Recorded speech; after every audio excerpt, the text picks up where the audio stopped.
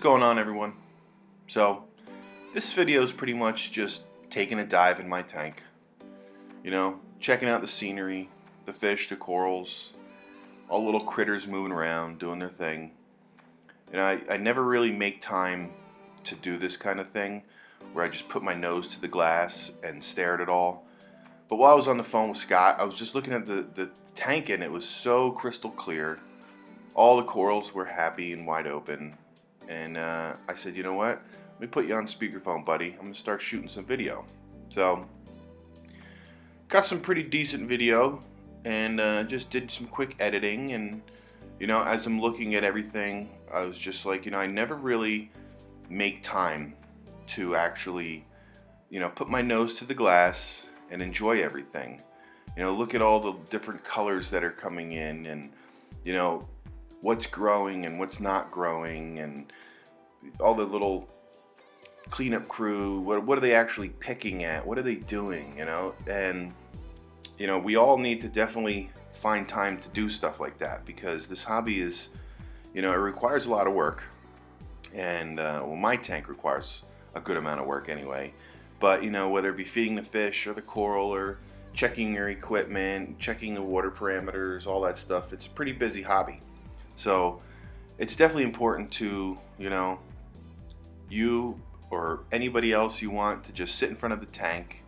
You could even just be a little goofy, put some music on. I like to do that. I put my headphones on and jam out and check out the tank once in a while, but I got to start doing it more often.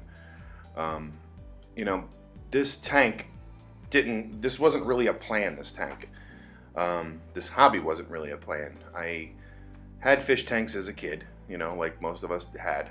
And my real first fish tank as an adult was for my daughter, because she wanted me to bring back some minnows from the creek.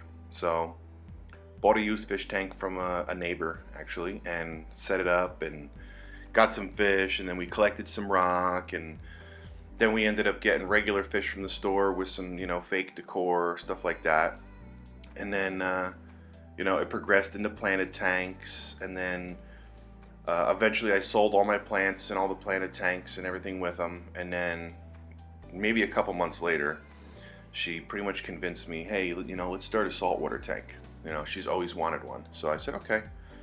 So, I've had numerous tanks over the years, and saltwater tanks I've had, actually, now that I can think about it, 4 tanks. And this one here is going to be my last one for a very long time. And this tank was actually, when I started setting it up, this was dedicated to my daughter Ariana, because she's been my inspiration for the past 11 plus years. She's a little over 11 years old, and she's changed my life for the better. And so I dedicated this tank to her because she I want her to have this maybe when she's older, when she's done with college and all that stuff. Maybe I'll have a whole bunch of stuff grown out and she could start her own tank. So, if it wasn't for her, I probably would have never been in this hobby. I don't have any local buddies that have a tank, so, I just want to take time to thank my daughter. So thank you, Ariana, for, introducing me to the saltwater hobby.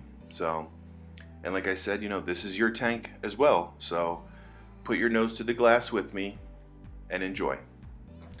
Thanks, everyone.